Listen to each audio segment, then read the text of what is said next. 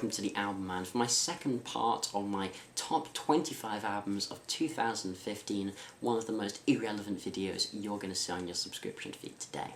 So here we are with my top 10, and coming in at number 10, something that's progressive, something that is metal as hell, Ecliptic by Between the Buried and Me. Now this band is one that it took me a while to get into. I find this type of prog metal where it's very technical can be a real mixed bag, but they're one I've slowly began to warm to. There's a lot of melody with their, their technical precision and their guitar work, their bass, their drums. They are a very talented band. And it did take me a while to appreciate this, but what I really loved about Ecliptic and why it's arguably my favourite Between the Buried and Me album is their focus on clean singing, their focus on melody. Now some have called this a bit of a Dream Theater type rip-off, and I certainly wouldn't say that. It definitely has its own unique identity to it, and it's certainly a different style to most of Dream Theater's work, but in that sense that it's progressive metal, but with, as Dream Theater always have with James LaBrie's vocals, that melody. This is, Between the Buried and Me with a bit of a chorus, and I like that, to be honest. I saw them live on this tour, I thought they were stunning live, and I thought these tracks really fitted very well in their live set. No complaints, really. And number 9, Shadows in the Night by Bob Dylan. A lot of people are probably going to say that this is way too high up on my list. It's maybe a bit of a controversial choice. This is just a covers album, minimalist versions of Frank Sinatra tunes with Dylan's old croaky voice. Yeah, I suppose that is what the album is, but for me this really works, and yes, I do have a natural bias towards Dylan. I can't really deny it. He is my favourite artist of all time, I would genuinely say at this point. But even taking the rose-tinted spectacles of his earlier work away, I think this album really stands on its own. It's not maybe as good as Tempest, which was, I think, a real landmark in latter-era Dylan, but I find I get a lot of enjoyment out of this album. There's a beautiful delicacy in his performance. There's a nuance which I haven't seen in Dylan from a long time. It almost feels like he's revealing himself and opening himself up far more when he sings the lyrics that Sinatra had than when he's actually singing his own. His own can often be deliberately obfuscated by metaphors, imagery, to really hide what Dylan's actually trying to say, because in many ways he doesn't like to get personal, and I think there's something almost more personal about Shadows in the Night, that you come away from it feeling you have a better understanding of Dylan than you would from Tempest or Love and Theft. And number 8, Meliora by Ghost. Of course this was going to be high on the list, and after the slightly disappointing Infestessimum back in 2013, which I still enjoyed, Ghost have made the best record of their career so far, hands down. It has everything that makes them brilliant, the theatric nature of them, their highly melodic Blue Oyster Cult like sensibilities, but yet we still have that pop influence, it's almost like ABBA and Blue Oyster Cult with a bit of Sabbath thrown in. This is a band who have not only perfected their dress sense, but also perfected their sound, and I was lucky enough to see them twice on this tour. I saw their London one-off show in I can't remember the theatre's name now, it's meant to be in the Palladium, and that was a wonderful experience, and saw them early on their tour as well, back in Manchester. And yeah, wonderful band. I really can't praise these guys enough. I think this album is just startling, and it's just something you have to listen to. And number 7, Asunder, Sweet and Other Distress by Godspeed You Black Emperor. If you'd asked me when this came out if it'd be in my top 10, I would say no way. This went from genuinely being my least favourite Godspeed You Black Emperor album ever to being my second favourite. Yeah, that does sound a bit odd, I understand that. So how the hell did this happen? Well, the thing you've got to understand about this album, it's bookended by 2 tracks that are both absolutely brilliant and more traditional Godspeed. Piss Crowd's Trebled, which honestly is my favourite Godspeed song ever now, and then Asunder is the first track. But in the middle of these you have 2 tracks, Lamb's Breath, and I can't remember the name of the other one. But they're more droning affairs, they're more atmospheric. They don't have those same massive soaring crescendos that the instrumental post-rock non-tet are known for.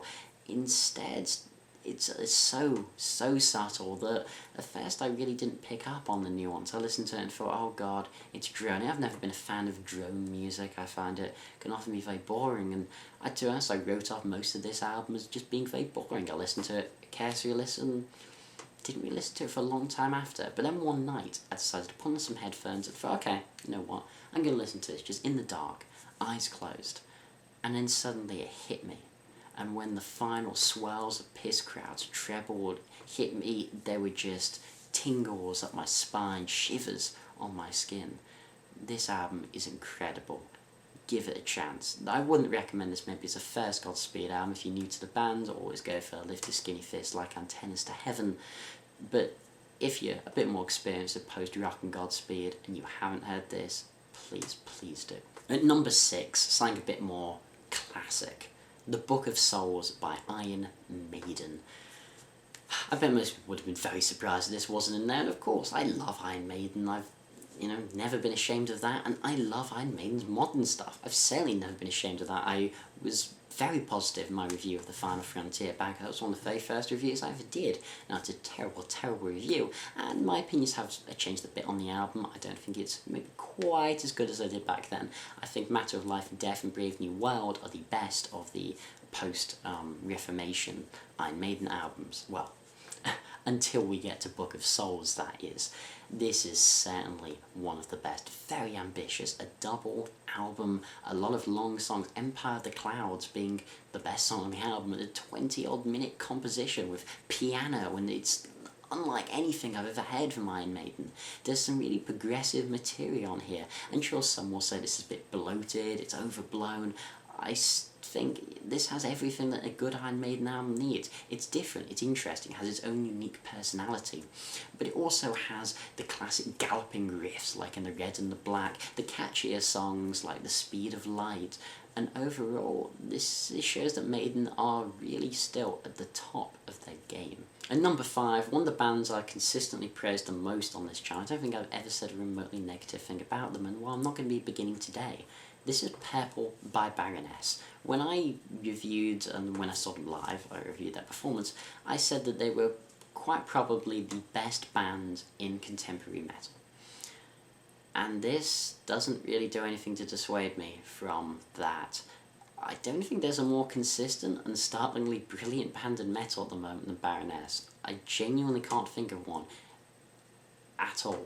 There's bands that maybe are close, but nothing as consistent as them. Red, really good album, not a masterpiece though. Blue, oh my god, masterpiece. Yellow and Green, best thing of their career, just unbelievable album. Purple, unbelievable album. This really has the heaviness from an album like Blue, with the melodies and more commercial sound, I suppose, but that's used very loosely, of Yellow and Green. And that combo really does equal Purple. This is just beyond brilliant. Such a listenable album. I saw them live, and this has all the ferocity of their stoner metal, their stoner rock sound, with just that massive sense of melody, their harmonies, their guitar sound. I love this band, and I'm going to have to stop before I go on about them all day. And number 4, one I think many people are going to think is way too low on my list, considering how glowing I was in my review of it. Hand Cannot Erase by Steven Wilson. I bet most people expected this to be my album of the year, so why is this not number 1? When I reviewed this, I called it pretty much a masterpiece. It's Wilson's greatest concept album, ambitious, wonderfully executed. I saw the live show in perform its entirety. It was astonishing. This set the bar for modern prog, and as I often say, prog is my favourite genre. The only reason this is so low, well, it's not that low, it's number 4, is because there are 3 other albums that just managed to capture my imagination even more. I mean, this is still 2015's really definitive prog and rock statement, but it's just 3 other albums that I think went above and beyond anything I could ever have expected. At number 3, we have Moon Lover by Ghost Bath. And really, fuck Death Heaven. This is better than Sunbather. This is better than New Bermuda. This is better than pretty much everything. Look, I love Death Heaven, I love Sunbather, but this honestly is possibly the best black metal record I've ever heard in my life. This takes that sort of major chord, atmospheric black metal that Death Heaven certainly brought to the masses, more so with Sunbather, and I think this is the epitome of the genre. Sure, this band pretended for some reason to be Chinese for a while, and then it turned out they weren't. That was kind of odd, and their sort of mysterious image I've never been a huge fan of, but it seems now they're gearing up to tour, and this album, it's just masterful. I really cannot recommend this enough. At number 1 and 2, we have a couple of albums that people may consider a bit hipstery, you know, but these are my 2 favourite albums of the year. There are 2 albums in 2015 I listened to more than any others. 2 artists that I listened to by far more than any others. And these 2 albums are still 2 of my most listened to albums in 2016. I love both of these albums just unbelievably. They're both now in my top, I think, 20 favourite albums of all time. These are just genuine masterpieces, in my opinion. And it was very difficult to separate them. At number 2, we have I Love You Honeybear by Father John Misty. This is the album I listened to the most in 2015. I mean, over 50 times, I would estimate. Just unbelievable album. Josh Tillman, the main man, the man who is Father John Misty. This is an album of his about, well, about love, really. It's called I Love You Honeybear, and this is about the process of falling in love, the elation and satisfaction, the messiness and sadness. And this is no Hollywood fairy tale. This is love in its most naked form, with the wittiest, sharpest lyricism I've heard possibly ever, some of the wittiest lyricism I've ever heard. And it's musically, it's orchestrally lush with this 70s vibe to it. Father John is seriously going places with this masterpiece, and I was lucky to catch him at the London Roundhouse on his most recent tour in the UK for this album, and it was an absolutely stunning show.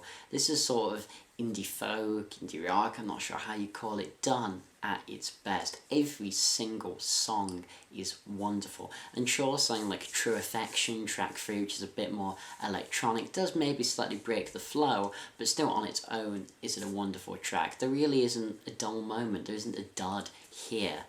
This is a masterpiece. We have Carrie and Lowell by Sufjan Stevens. Yeah, Sufjan at number 1. I mean, if you'd asked me in 2014 who Sufjan was, I would have said, I have no idea. Literally, I'd never heard of the guy before. But he has really come and just taken over my world.